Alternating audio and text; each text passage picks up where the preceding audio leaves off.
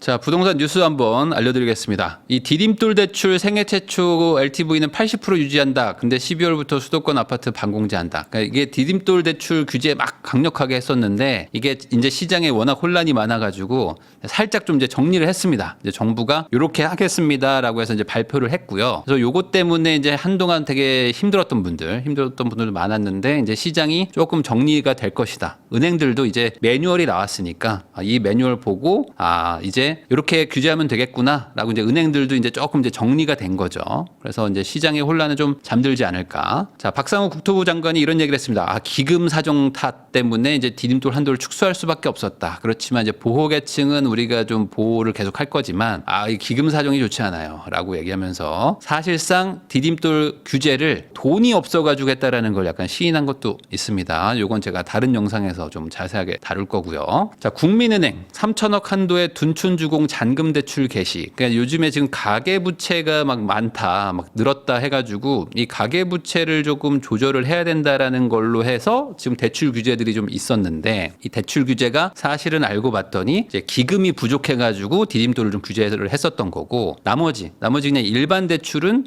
뭐 그냥 또 약간 뭐 조였다가 다시 풀어주는 거죠. 지금 연말에 둔촌주공이 지금 12,000세대가 이제 들어오는데 이제 여기에 아무리 못해도 지금 전세가 한 3,000개. 그럼 나머지 한 9,000채 정도는 뭐가 됐든 실거주를 할 겁니다. 그러면 실거주를 아예 대출 안 받고 하시는 분들도 뭐 많지만 그래도 한 상당 부분, 한 반 이상 정도, 한 4,5천 세대 정도는 그래도 대출을 좀 받으실 거예요. 그러면은 이 4천 세대가 뭐 3억씩만 받아도 돈이 절대 적지 않잖아요. 1조가 넘는 건가요? 그러다 보니까 이거를 아마 준비하고 있었던 은행들이 많았을 거예요. 그러니까 우리가 한도가 조금 남았어. 그러니까 이미 올해 실적을 다 채웠는데 마지막 남은 한도를 예를 들어 9월부터 모아놓고 있었다면은 이걸 왜 모았을까? 저라도 당연히 둔촌주공 여기에 빌려주려고 했겠죠. 왜냐면 이 영업이라는 것도 마찬가지지만 짜잘한 사람들한테 다 빌려주고 하려면 너무 힘들잖아요. 근데 이건 얼마나 편해. 여기 그냥 가가지고 부스 하나 차려놓으면은 여기 4개 영업지점에 오세요. 그러면은 수백 명, 수천 명이 줄 서가지고 오겠죠. 그래가지고 딱 좋은 조건으로 우리가 해드릴 테니까 와서 그냥 사인만 하세요 하면은 영업도 쉽고 빨리빨리 다 팔 수 있고 상품도 다 팔고 너무 좋죠. 그러니까 이게 서로 좋은 거죠. 둔촌주공 입주자분들도 조금이라도 좀 싸게 빌릴 수 있을 것이고 그다음에 빌려주는 은행들도 괜히 다른데 고생해서 영업하지 말고 여기서 한 방에 딱 털자 그런 마음으로 했을 거기 때문에 아마 대출이 조금 풀릴 거다. 라는 얘기인 거고요. 자, 서울주택 거래가 한파. 지금 그 대출이 많이 규제가 되면서부터 그 시장이 되게 혼란스러웠잖아요. 그러니까 디딤돌만 규제하는 거야, 뭐 전세 대출 규제하는 거야 하면서 막 시장이 막 혼란스러웠다 보니까 이 매수하는 사람들도 막 이거 갭 투자 못 하는 거 아니에요 하면서 막 불안해하고 그다음에 언론에서도 막 기사들이 막 나오니까 어떻게 됐습니까? 이거 지금은 좀 살 때가 아닌가 보다. 조금 기다려보자 하면서 사람들 심리가 조금 막 죽었습니다. 그리고 매도하는 사람들 입장에서도 뭐 호가를 뭐 낮춘다거나 이런 상황이 없다 보니까 이 거래가 갑자기 딱 중단이 된 거죠. 대출 규제 때문에 거래 중단이 왔다. 그래서 7월 대비 75%가 급감했다. 한마디로 지금 아파트 거래량이 완전히 4분의 1 토막이 났다라고 보시면 되는 거예요. 그래서 이게 앞으로 어떻게 될 것이냐라는 거는 연초가 돼봐야 알 것 같습니다. 연초가 돼서 그때 대출 규제를 좀 풀 것인지 그리고 그때 가서 금리가 좀 내려가는지 뭐 이런 것들을 보고 사람들 심리가 다시 조금 스물스물 뭐 올라올 수도 있고요. 그 사이에 뭐 다른 일이 있으면 이거 아닌가 보다 하고 이제 꺾일 수도 있겠죠. 근데 지금 자산 시장 같은 것들을 보면은 이제 금융 시장에서 막 지금 물론 이제 국장을 가지고 계신 분들, 뭐 삼성전자 뭐 이런 거 가지고 계신 분들은 되게 힘들지만은 또 미국 주식 가지고 있고 이런 분들이 환율도 튀는데 주가도 올라가고 해가지고 뭐 요즘에 뭐 그 코인 뭐 아니면 뭐 주식 이런 걸로 뭐 순식간에 저 10억 만들었어요. 뭐 이런 분들이 지금 나타나고 있거든요. 그러니까 그런 분들이 또 이제 이 부동산 쪽으로 올 확률도 분명히 있다고 봅니다. 이 시장이 막 급등하면 항상 결국에 우리나라 사람들은 그 돈 팔아가지고 집 사러 오더라고요. 자, 서울 신축 아파트가 구축보다 1.4배 비싸다. 그러니까 지금 이게 구축보다 신축이 워낙 희귀하기도 합니다. 양이 적기도 해요. 적기도 한데 요 적은 신축 아파트들이 요즘에 잘 짓습니다. 워낙 잘 지어가지고 기존의 구축 아파트들은 제가 아파트 세대 설명됐지만 뭐 1세대, 2세대 뭐 이런 게 많아요. 그냥 지하 주차장 정도 있는 정도. 뭔가 그 커뮤니티 없는 데들이 대부분입니다. 그러다 보니까 이 구축에 사는 분들 입장에서는 우리 집도 좋아. 라고 하는데 서울 신축 특히 이제 뭐 3세대도 그렇지만 최근에 짓는 4세대들은 상당히 잘 해놨죠. 이제 밥도 주고 뭐 수영장도 있고 뭐 이렇습니다. 뭐 여러 가지 막 그 IoT라고 해가지고 뭐 집에서 뭐 엘리베이터 부르는 것뿐만 아니라 뭐 조명도 켜고 에어컨도 켜고 뭐 여러 가지 다 한단 말이에요. 그러다 보니 이 신축 아파트에 살면 너무 좋다라는 걸 사람들이 이제 깨달았단 말이에요. 그래가지고 이제 구축과 신축의 가격이 지금 계속 벌어지고 있는 과정입니다. 그러다 보니까 요즘에 뭐 얼죽신 이렇게 하잖아요. 얼어 죽어도 신축이다. 그런 것도 이제 계속 더 강해지고 그리고 이제 신혼부부들 이제 연령대 자체가 이제 막 높아지면서 둘 다 돈을 좀 모아가지고 결혼하는 비율도 옛날보다 좀 많아졌습니다. 그러다 보니까 현금 뭐 한 2억 정도 조금 얼마 여기에다가 전세 대출 딱 받아가지고 두 개 합쳐가지고 좀 그래도 20평대로 신축 아파트로 막 가자 이러면서 전세 수요들도 신축으로 몰려요. 그러다 보니까 어떻게 됩니까? 신축 아파트가 계속 이제 좀 투자성도 있어 보이고 내가 가지고 있고 싶기도 하고 이러면서 가격이 막 계속 올라가는 격차가 벌어지고 있다고 보시면 됩니다. 자, 이번에 그린벨트가 해제가 됐는데 서리풀지구가 가장 메인이었죠. 그래서 이제 서초구, 양재역에서 남쪽, 그다음에 청계산 입구역 그쪽, 그 이제 판교에서 11시 방향, 여기에 이제 서리풀지구가 기존에도 아파트가 있었습니다. 그러다 보니까 어떻게 됩니까? 지금 이제 바로 난리가 났겠죠. 여기 옆에가 그린벨트인데 이게 아파트 단지로 다 바뀌어버리면 기존에 있는 구축들도 당연히 그 호재겠죠. 그러다 보니까 바로 아파트 사러 가는 분들이 많았을 겁니다. 근데 이게 웃돈 줘도 뭐 안 판다라고 하면서 사람들이 이제 안 팔 것이다 하면서 이제 버티기를 들어가는 거죠. 뭐 이분들이 원래 그냥 살던 분이니까 뭐 버틴다고 하긴 좀 애매하지만 이런 일들이 어디 있었냐면은 여러분들 기억나십니까? 그 용인에 삼성전자가 여기에다가 대규모 투자를 하겠다 해가지고 그 한숲시티라고 그 남사읍이었나요? 그래서 그 용인 쪽에 그 약간 그 벌판이 있었습니다. 논밭 있는 그 벌판에 아파트가 이제 딸랑 있었는데 그 아파트 단지가 갑자기 급등했었던 때가 있었습니다. 왜냐면 그 반도체 부지 예정지에 가장 가까운 아파트 단지가 그 한숲시티였거든요. 그래서 그 한숲시티도 갑자기 막 5천, 1억 막 튈 때가 있었습니다. 그래서 그럴 때 원래 팔고 싶으셨던 분들은 그렇게 급등할 때 한번 파는 것도 나쁘진 않습니다. 왜냐하면 이런 게 현실화되는 건 상당히 오래 걸리거든요. 근데 이제 기대감은 바로 반영이 되기 때문에 어차피 팔 생각이 있으셨으면 이런 거 팔고 뭐 옮기면 뭐 나름 괜찮은 거니까. 근데 저는 여기 계속 살 건데요 하시는 분들은 상관없는 얘기고요. 자, 정부의 의지가 무색하다 해서 제초안 폐지 논의가 연기되고 있다 뭐 이런 얘기도 있는데 지금 서울도 그렇고 뭐 경기도도 마찬가지인데 전반적으로 어쨌든 지금 공급을 더 해야 된다. 그리고 낡은 아파트들을 지금 새 걸로 만들자라는 그런 분위기가 있죠. 1기 신도시 재건축하는 것도 그렇고 서울 안에 지금 정비구역들도 많은데 이게 지금 다 재건축 초과이익 환수제라는 그러니까 예전에 막 급등하던 시기에 만들어 놓은 그 규제 때문에 이거가 대상이 되면 아예 재건축을 못하고 대상이 안 되면 재건축하고 약간 이 정도 수준이거든요. 그러다 보니까 이게 거대한 벽처럼 딱 막혀 있는데 이거를 지금 공급을 하자라고 여야가 모두 동의를 한 상황에서 그럼 이 벽을 없애줘야지 공급을 할 거 아니냐. 라는 걸로 지금 얘기가 갔는데 막상 이걸 없앨래니까 애매한 거죠. 서로 지금 이견이 있어요. 그래가지고 논의가 계속 연기되고 있다라는 이야기입니다. 그럼 이게 연기되면 어떻게 될까요? 그만큼 재건축은 계속 뒤로 밀려나가는 겁니다. 물론 초기 재건축인 곳들은 어차피 되겠지 하면서 그냥 뭐 이렇게 협의하고 가고 있지만 요 재건축 초과이익 환수제 때문에 딱 막혀있는 단지들도 지금 되게 많거든요. 그래서 이걸 빨리 풀어줘야 된다라는 얘기들을 하고 있지만 이게 지금 국회에서는 좀 안 되고 있는 모양입니다.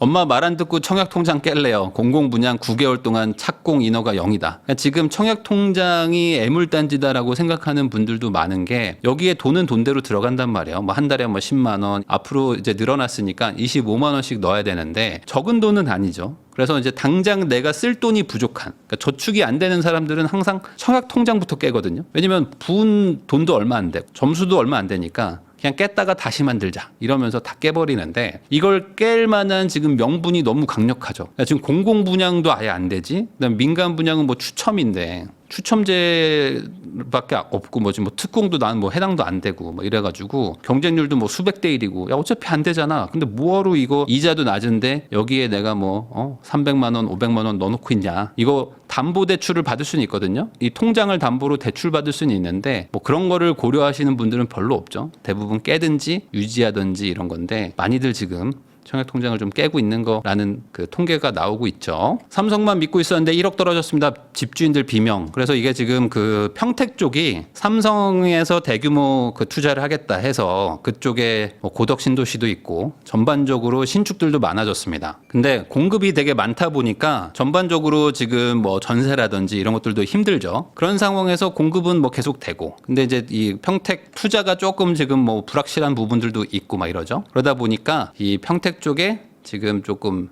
상황이 좀 좋지 않다는 거. 그러니까 이게 공급이 많은 곳은 사실 집값 상승이 쉽지는 않습니다. 그래서 이거는 증명이 돼 있잖아요. 그러니까 공급이 많은 지역들은 항상 집값이 막 떨어지고 전세가 떨어져서 시장이 안정되는데, 공급이 부족한 곳들은 집값이 올라가고 전세가 막 올라가고 막 이런단 말이죠. 그러니까 공급을 많이 하자라는 게 기본 방향이어야 되는데, 이 공급을 막는 식으로 정책이 나오게 되면은 뭐 잠깐은 막을 수 있겠지만 결국에는 또 한 번 또 폭탄이 터진다, 이런 일들이 반복되고 있습니다. 그러다 보니까 지금 서울에서만 건물 올라간다, 지방에서 하면은 공사할수록 손해다, 이런 얘기들도 많이 나오고 있는 게, 건설사들도 지금 자기들 사업을 해서 돈을 벌어야 되는 거지 뭐 자선 사업하는 게 아니잖아요. 근데 뭐 땅값도 많이 올랐지만 공사비, 재료비도 많이 올랐고 뭐 인건비도 올랐지만 더 중요한 거는 지금 공사 기간도 늘어나고 여러 가지 금융 비용 따져보면은 지금 사업성이 잘 안 나오거든요. 그러니까 여기다 분양해가지고 지금 미분양들도 있는데 옆에다가 분양해가지고 뭐 되나? 라고 하면은 잘 안 된단 말이에요. 분양가를 비싸게 받아야지 조금이라도 남을 텐데, 아무리 계산해봐도 여기서 받을 수 있는 돈에 원가 생각해보면은 리스크 고려했을 때 이거 안 하시는 게 맞습니다. 그래? 이거 안 하는 게 낫겠지? 하면서 사업을 안 해버린다. 그래서 어떤 동네들은 그냥 땅은 가지고 있는데 뭐 착공은 했는데 지지부진하게 막 끌고 있어요. 막 거기 갔더니 현장 소장 한 분하고 대리 한 명하고 약간 그 포크레인 하나 있어. 이렇게 굴삭기 하나가 현장이래. 그냥 그렇게 이제 세워라 내워라 이렇게 돌리고 있는 데들도 있거든요. 그냥 시간 끌어야 되니까 착공은 했고 안 할 수는 없으니까 뭐 이런 데들도 있어가지고 지금 하는 건 결국에 서울만 지금 청약이 엄청나게 잘 되니까 여기서 조금 비싸게 팔아서 돈 벌 수 있고 나머지는 못 번다, 이런 생각으로 지금 지방은 계속 이제 사업이 안 된다, 이런 얘기들도 지금 있습니다. 자, 대구 수성구는 아파트가 그래도 10주 만에 뭐 상승 전환했다 뭐 이런 얘기들인데, 지금 대구가 공급이 엄청나게 많잖아요. 그러니까 이제 공급이 많은 곳들은 기본적으로 집값이 이렇게 떨어질 수밖에 없어요. 이게 물량의 장사 없다는 말 있지 않습니까? 근데 이제 이렇게 지방에 공급이 많거나 뭐 하는 곳들도 결국에는 가장 그 상급지라고 부를 수 있는 그 상위 지역들은 그래도 좀 회복을 합니다. 왜냐면은 이거보다 더 좋은 동네에는 없는, 그런 대안이 없는 동네들은 어찌됐든 물량이 많아도 그 중하위권들이 타격을 많이 받는 거지, 이 최상위권에 있는 사람들이 타격을 받는 건 아니거든요. 좀 적게 받죠. 그러다 보니까 조금 상승도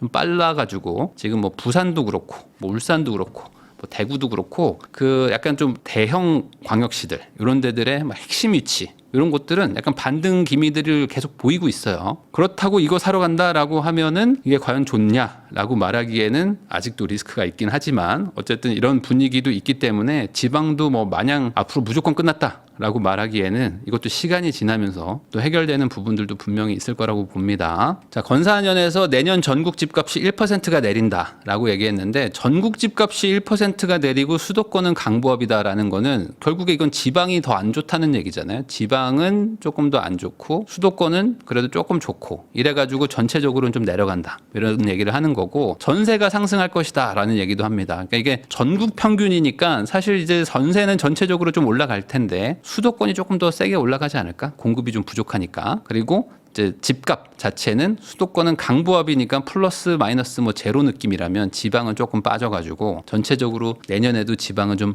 안 좋지 않을까라는 전망도 나왔고요. 건설도 투자가 쉽진 않다, 이런 얘기들. 그러니까 지금 경기가 뭐 좋지 않고 뭐 이렇기 때문에 뭐 금리나 뭐 이런 것들, 그러니까 사업성을 좋게 만들어주는, 말 그대로 비용을 낮춰주는 그 무언가가 있지 않은 한, 아니면은 돈을 더 많이 벌게 해줄 수 있는 뭐 용적률을 뭐 더 많이 준다거나 뭐 이런 것들이 있지 않은 한 이 뭔가 공급이나 이런 것들이 지금 쉬운 상황은 아니라는 거요, 말씀드리고요. 자, 그리고 이제 종부세가 내려가서 느긋해진 다주택자, 증여보다 보유 매매, 서울 아파트 증여 비중이 7년 만에 최저다. 서울 증여가 제일 많았던 때가 이제 2019 9년, 20년, 뭐 21년 요때입니다. 그때 종부세율도 어마어마하게 높았지만 공시지가 현실화 때문에 공시가격을 같이 올리면서 뭐 서울의 강남의 아파트 두 채 가지고 있으면은 종부세를 뭐 3천만 원, 뭐 6천만 원 뭐 이렇게 내는 시절이 있었습니다. 그러니까 그 보통 서울 강남의 아파트 두 채를 가지고 있다 그러면 나이가 좀 많으신 분들일 텐데 그분들이 뭐 세금만 뭐 6천만 원 막 1억씩 내버리면은 사실 버티기가 쉽지 않았죠. 그러다 보니까 그분들이 자녀들한테 차라리 뭐 양도세나 아니면 뭐 증여세 일부 내더라도 이걸 주는 게 낫겠다 해서 그때 증여가 아주 폭발을 했었었는데 지금은 이제 공시가격도 현실화하는 걸 좀 멈췄고요. 그리고 이제 종부세율 자체도 좀 내려가고 그러면서 뭐 다주택자라고 해도 못 낼 정도는 아니다 보니까 이제는 이제 버티기를 들어가는 거죠. 왜냐면 이거를 증여하는 순간 세금이 뭐 수억 원이 나오기 때문에 그럴 거면 그냥 종부세 낸다라고 하면서 지금 가지고 가는 분들도 있다는 겁니다. 그래서 한마디로 이 기사의 의미는 뭐냐면 서울의 아파트를 가지고 있는 분들이 이렇게 팔려고 하는 수요가 예전보다는 좀 적을 수 있다라는 거죠. 그러니까 보유하고 그냥 내가 버티기에 과거보다 훨씬 더 좋아졌다는 거. 그래서 지금 뭐 매물이 나온다고 해서 뭐 집값이 떨어진다고 말하시는 분들도 있지만 뭐 저의 개인적인 생각으로는 그게 뭐 갈아타려고 나오는 매물일 거라고 좀 보지 이걸 빨리 팔아가지고 나는 무주택이 될 거야 빨리 하루라도 빨리 무주택이 돼야 돼 라는 그런 조급하게 매도하려는 수요로 저는 보기는 조금 어렵지 않나 라는 생각도 좀 가지고 있습니다.